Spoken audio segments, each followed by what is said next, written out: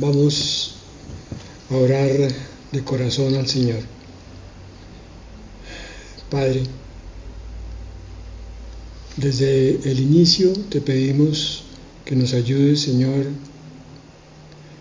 a estar contigo en el Espíritu en este tiempo para recibir tu palabra, no solo como un conocimiento intelectual, Padre, sino más que eso, como una revelación de tu reino, como un entendimiento de la verdad, de cómo tú creaste el universo y también de la verdad de cómo va a ser nuestra vida eterna.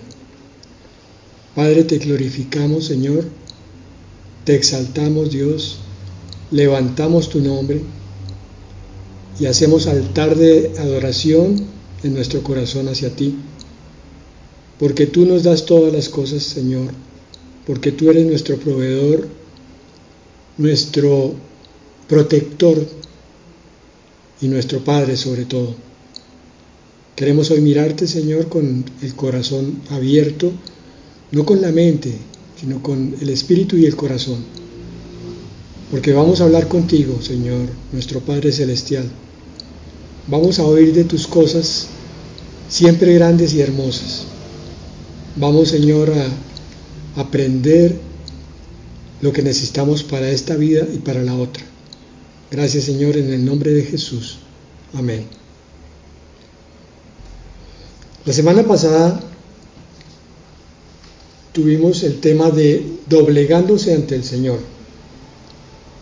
o sea, rindiéndonos al Señor por el hecho de que tenemos que confesar que hay porciones nuestras que difícilmente se han rendido a Dios, se han entregado, se han comprometido.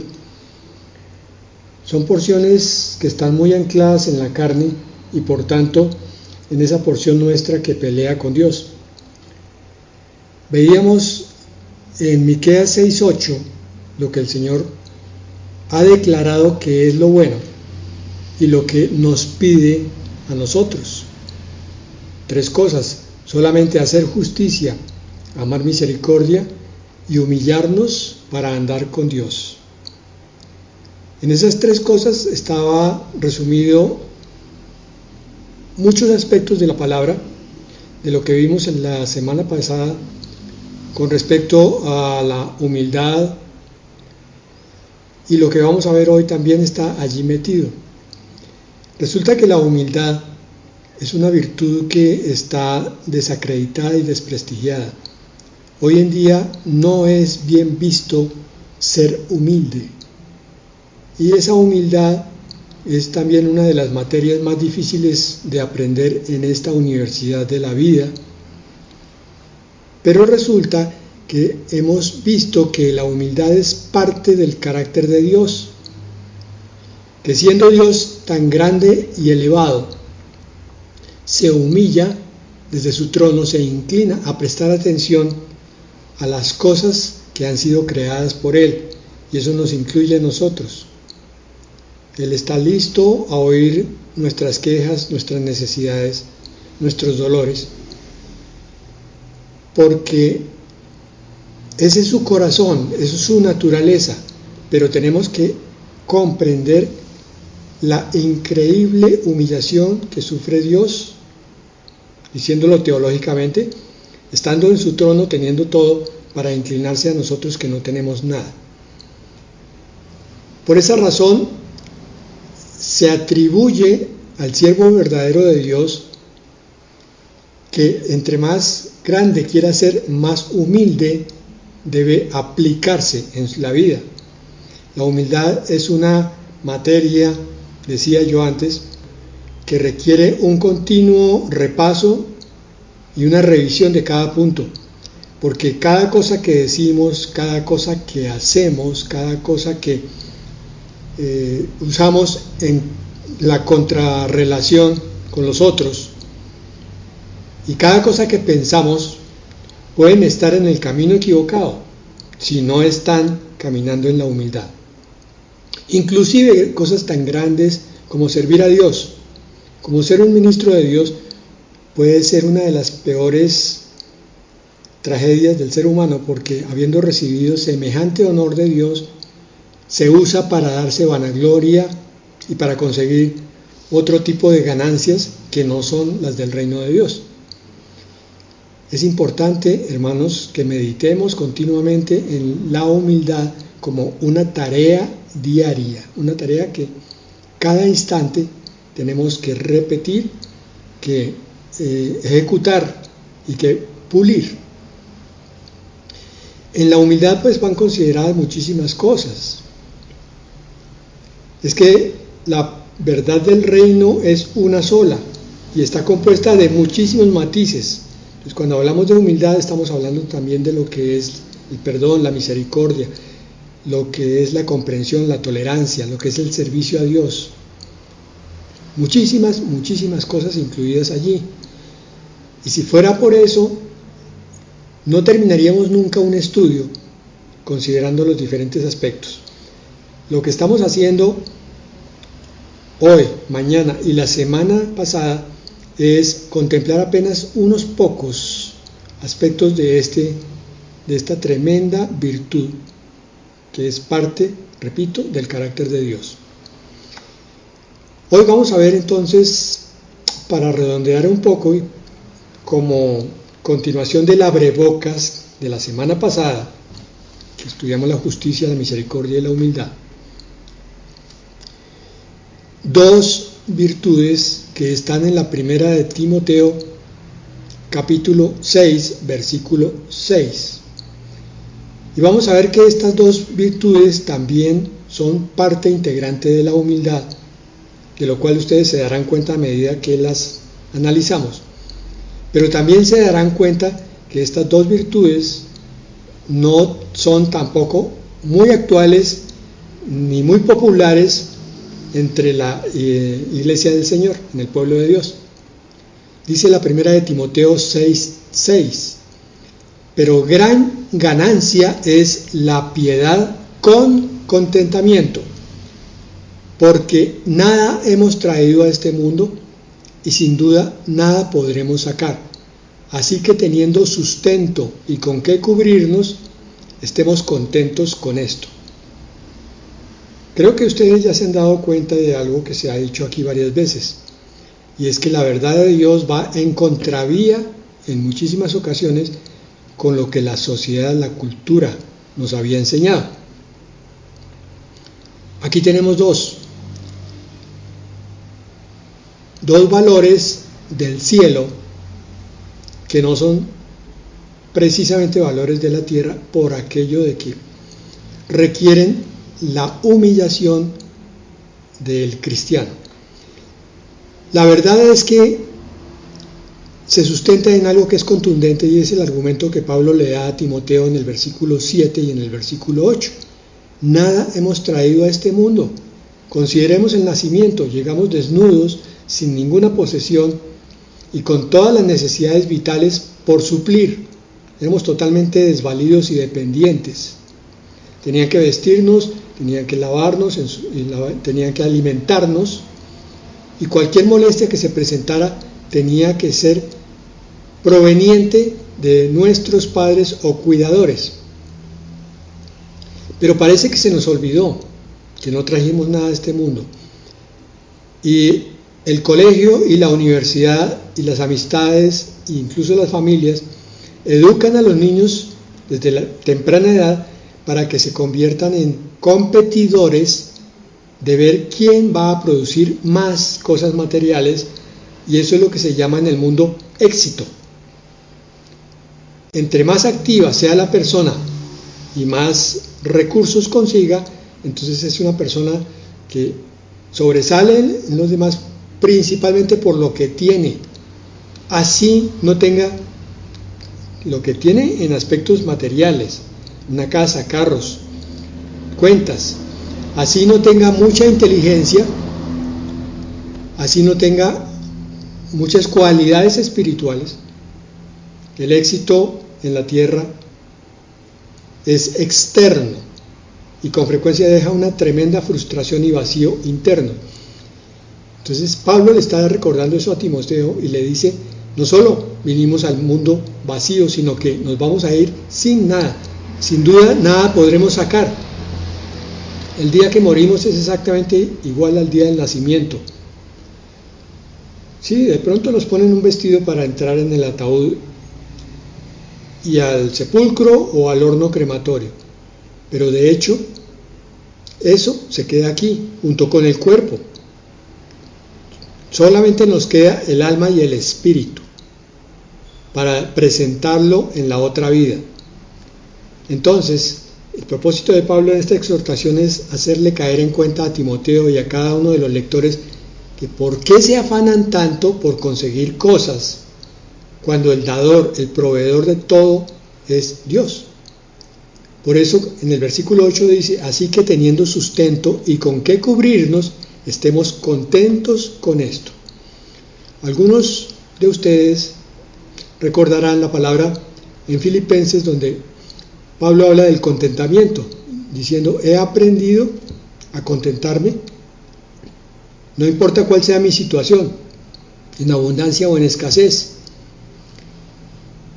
Pablo era un ferviente admirador de esta virtud y la enseñaba como uno de los más grandes secretos de crecimiento espiritual. Y yo puedo decirles algunas cosas, nunca al nivel de Pablo, pero aquel que aprende a estar más contento en este mundo es aquel que más crecimiento espiritual empieza a tener. Pero eso lo vamos a dejar para más adelante, porque vamos a analizar primero la piedad. Una palabra bastante extraña porque hoy ya no se usa. ¿Y por qué? Porque precisamente está tan fuera de moda que sus dos sentidos, sus dos acepciones no son comprendidas hasta que uno va a un diccionario o recibe una enseñanza que le explica qué significa. El primer sentido de la palabra piedad, según el diccionario Nelson, es término que se usa varias veces en la versión Reina Valera para traducir las raíces hebreas que se traducen como compasión o misericordia. Es decir, tener piedad es mirar a alguien que tiene una profunda necesidad o a alguien que se ha ganado un tremendo castigo y al necesitado buscar cómo solucionárselo y al culpable perdonarle la deuda. Eso es tener piedad con él. Entonces, piedad y misericordia en la primera acepción están muy relacionadas. En el segundo sentido, el término piedad es equivalente al griego eusebe, de donde viene el nombre propio Eusebio, que significa, y esto es lo que más nos interesa hoy, reverencia o temor ante lo divino y respeto por las ordenanzas bíblicas. Otros equivalentes son obediencia al Evangelio, obediencia a la verdad, o santidad y hacer las obras de Dios. Entonces, recuerden esto, esta segunda acepción es tan importante que en realidad es el camino a la santidad. Dijimos que la humildad lo era. La piedad es una forma de humildad, porque aquí nos está mostrando que significa reverencia a Dios y temor a Dios. Entendido el temor como aquel que sabe que Dios es grande y poderoso y que se merece todo el respeto debido por ser el creador, pero también por ser un Dios justo, que si yo camino en injusticia no voy a quedar impune, no voy a quedar sin castigo. Por tanto, yo camino mi vida cristiana con dos valores, como siempre, uno en la mano derecha, otro en la mano izquierda. En la mano derecha, la gratitud a Dios por todas las bendiciones que me ha dado, las cosas inmerecidas, la gracia, la salvación. Y en la mano izquierda, el temor a Dios, que es el temor a caer, el temor a pecar en forma repetida, en forma irreverente, y entonces merecer un castigo que puede ir de leve a muy grave. Eso es lo que me hace obedecer a mí al Evangelio, obedecer la verdad. yo empiezo a entender que hay bendiciones para la obediencia y maldiciones para la desobediencia. Y entonces, esta última acepción, o penúltima acepción que vimos, santidad, me empieza a quedar muy clara. Yo inicio el camino de santidad cuando empiezo a cumplir a Dios. Pero ojo, quiero hacer énfasis en algo. Ustedes saben que el camino de la santidad es una obra bilateral. La gran mayoría corresponde a Dios. Dios es el que nos santifica, pero yo colaboro con Él en el proceso de santificación, aceptando las cosas que debo sacar y aceptando las cosas que debo recibir. Es un trabajo hombro con hombro. Yo tengo que trabajar por mi santidad, sabiendo que es con la fuerza del Señor, el poder del Espíritu Santo, que es con la palabra santificadora, que es el poder de Jesucristo, que vino a salvarme y viene a santificarme. Entonces, resumiendo, hasta allí, la piedad es una virtud que inspira devoción y reverencia hacia Dios, dándole el culto debido, el culto que le es debido. Entre más piedad tengo yo, más pequeño me siento al lado de Dios y a Él lo veo cada vez más y más grande. Lo empiezo a entender más grande, más omnipotente, más poderoso, más lleno de gracia hacia mí, de cosas que yo no merezco. Y por tanto es la actitud del verdadero cristiano. Pero si ustedes se fijan bien, esta piedad no se ve muy frecuentemente.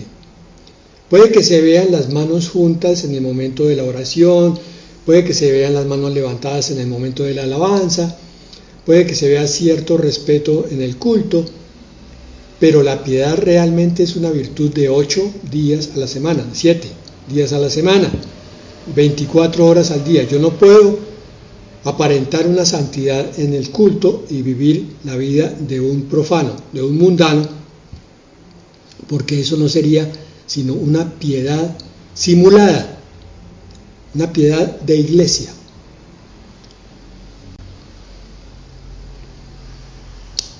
En otra parte del diccionario bíblico dice este comentario: en cuanto al contenido de la piedad, se describe bien como, por favor mucha atención, la expresión práctica de la fe en una vida de arrepentimiento. Fe con arrepentimiento. Creo, confío y obedezco, porque reconozco los pecados que hay en mi carne y le pido al Espíritu que los quite y que haga crecer mi espíritu. Arrepentimiento es eso, mirar el pecado que el Señor nos muestra a través de la palabra. Por ejemplo, en este momento debe estarnos mostrando el Señor que hemos tenido momentos de impiedad. Algunas veces hemos estado en culto, o hemos estado oyendo la palabra del Señor, o hemos estado leyendo la Escritura, pensando en otra cosa, y hasta inclusive de pronto con malos pensamientos, no solamente sexuales, sino también económicos. Tengo que ganar más plata cuando estoy en el culto, y la palabra dice otra cosa. Entonces, mi arrepentimiento consiste en mirarme y ver cuántas cosas en mí, lo mismo que en el hermano que está al lado, y no lo digo para compararme y decir, vea, este pecado usted lo tiene. No, le estoy diciendo que no debo caer entonces en el error de sentirme lo más horrible del universo y lo más pecador, sino que miro mi pecado e inmediatamente le pido perdón al Señor. Es la actitud madura.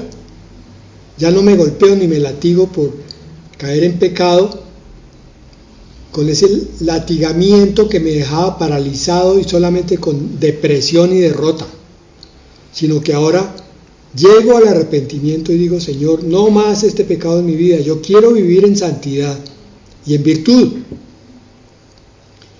Decía entonces esta frase, la expresión práctica de la fe en una vida de arrepentimiento, de lucha contra la tentación luchar, no dejarse vencer a las primeras de cambio, luchar y mortificación del pecado.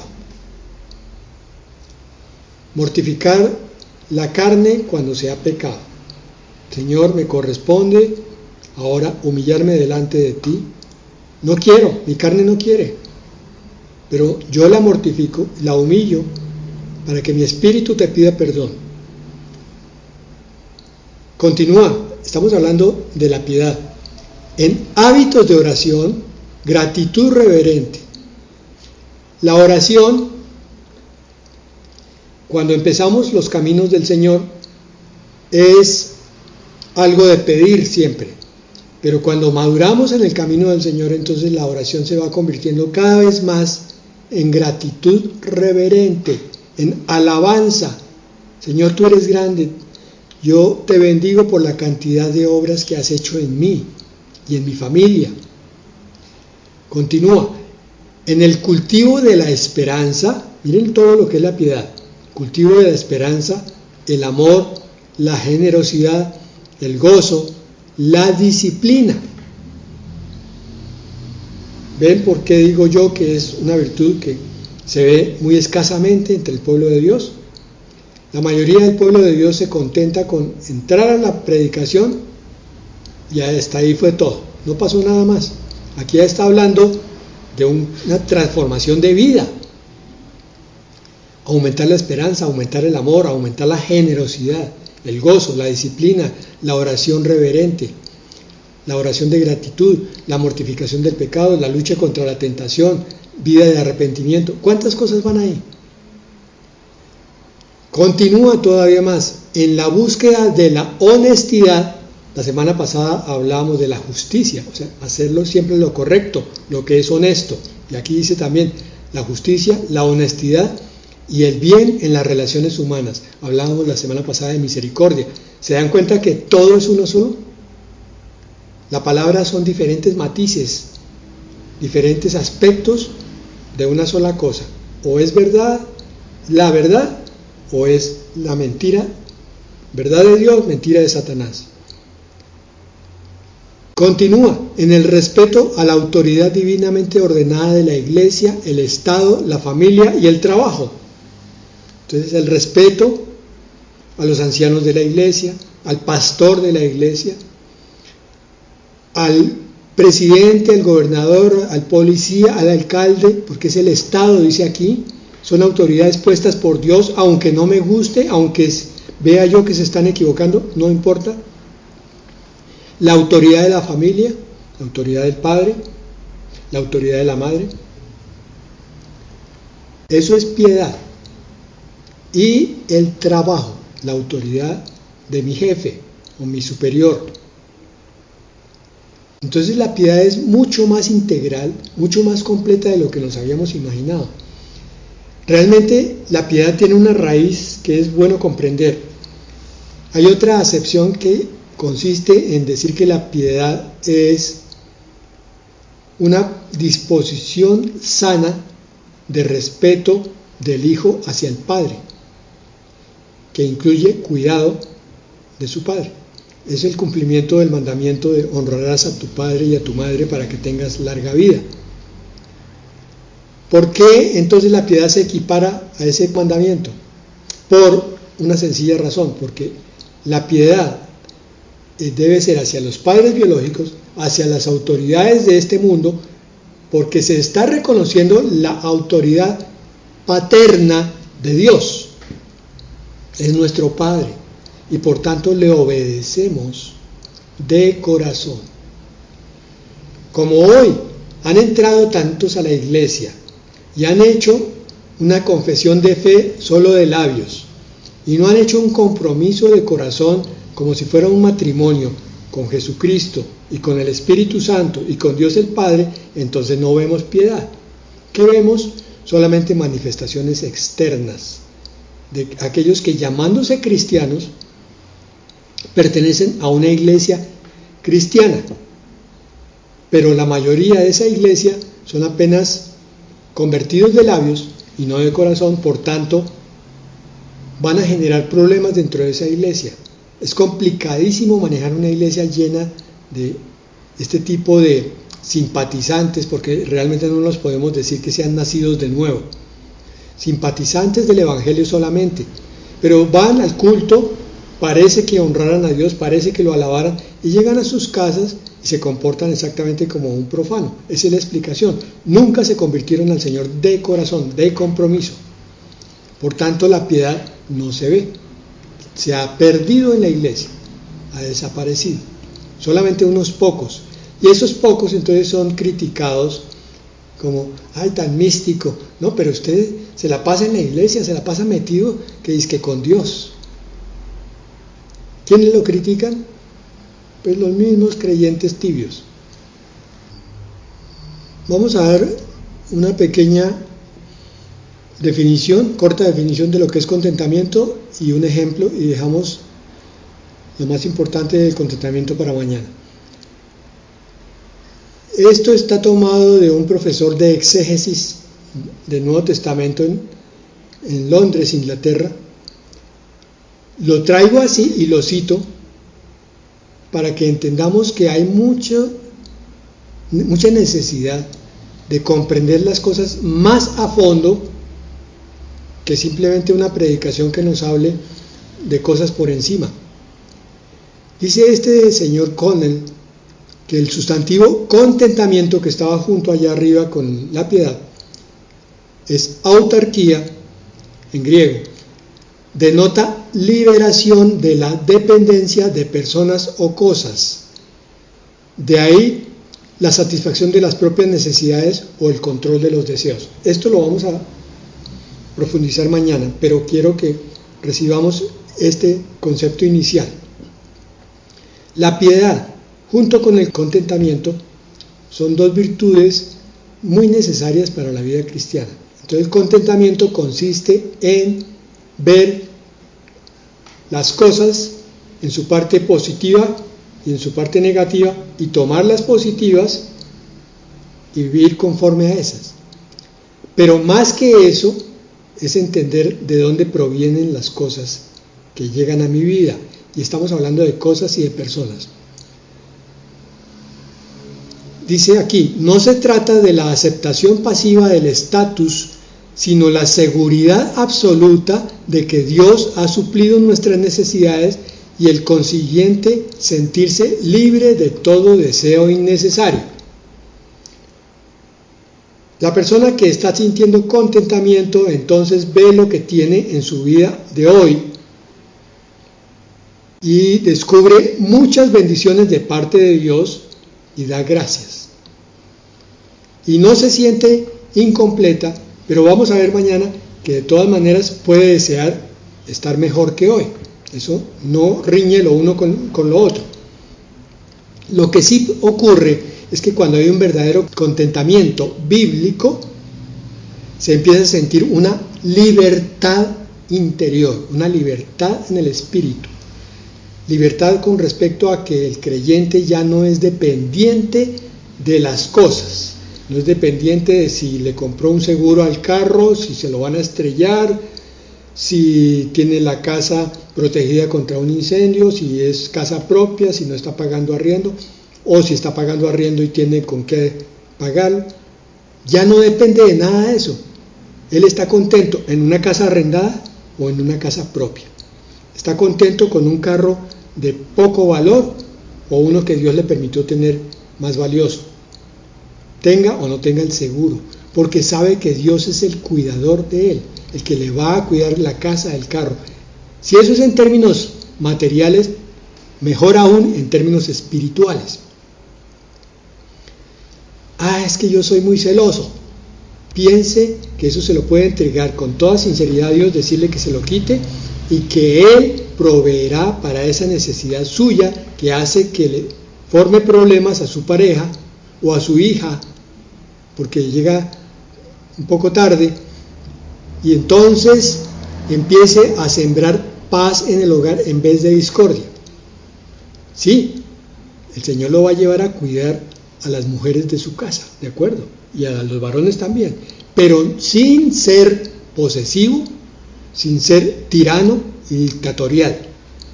Es un contraste muy marcado el que hay en una vida cristiana con contentamiento y una sin contentamiento. Porque cuando no hay contentamiento, las características suelen ser muy mundanas.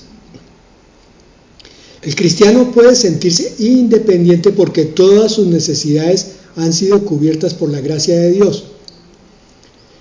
El espíritu cristiano de contentamiento concuerda con el ejemplo y las enseñanzas de Jesús, quien tuvo palabras de reprensión para el descontento que se aferra a las posesiones materiales con total negligencia de Dios. Es decir, se convierten en un ídolo las posesiones materiales y se desconfía de que Dios se las pueda cuidar. Como dice Lucas 12, del 13 al 21.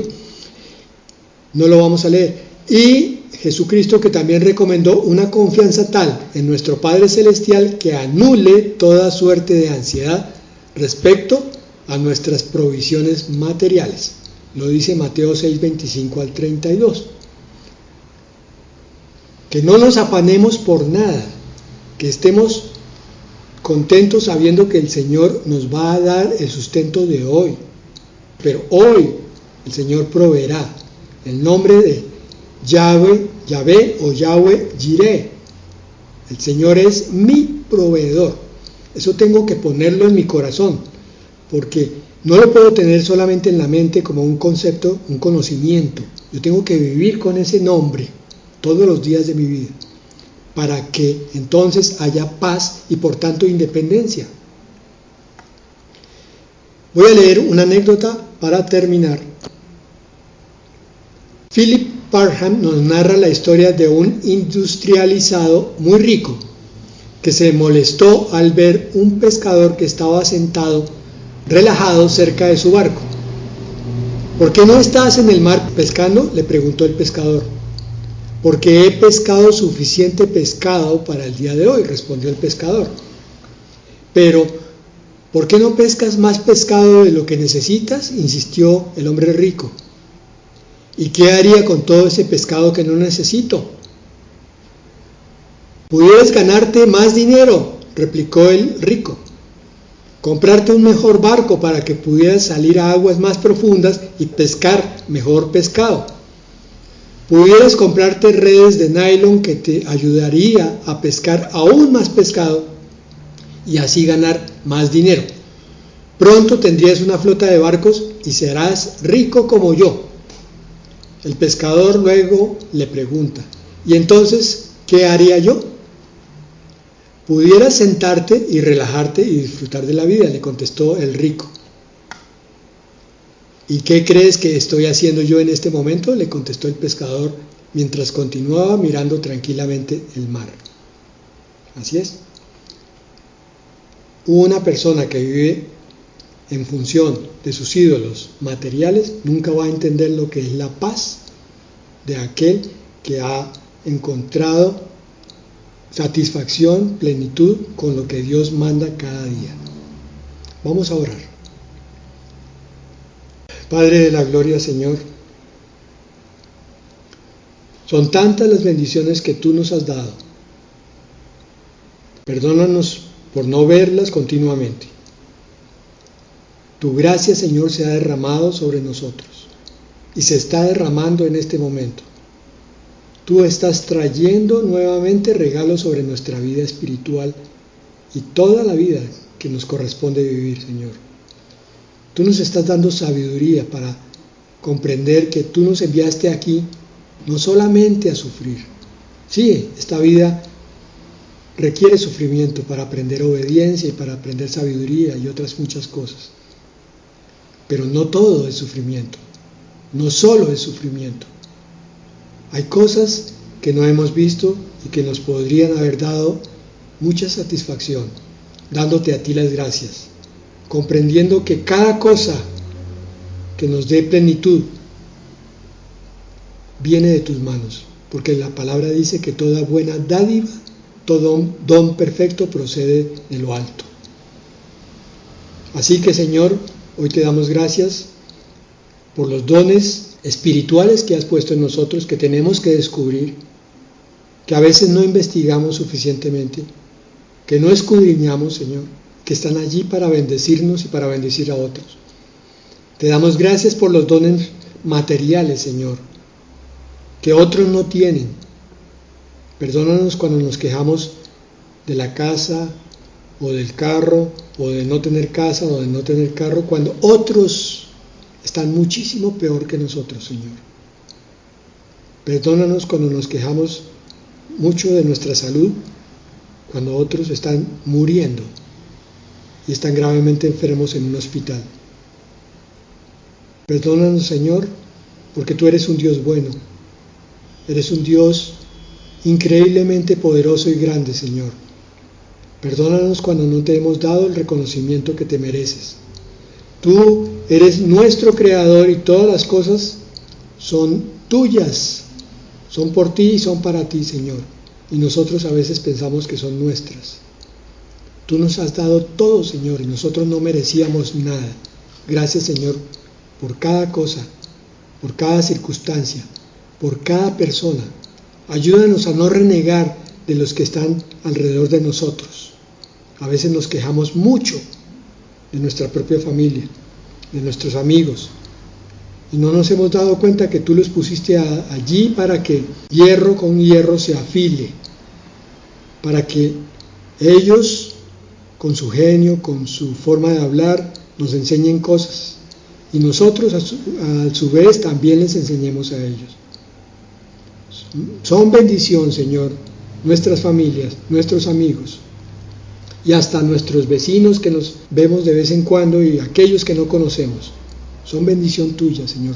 En realidad todo es bendición en esta vida. Quita las escamas de nuestros ojos para que las podamos ver y para que entonces nos contentemos, como dice tu palabra, bíblicamente, sin que nos durmamos sobre los laureles, pero sí, Señor, que podamos ver que tenemos una vida mucho mejor de la que hasta ahora hemos creído. Padre, gracias en el nombre de Jesús. Amén.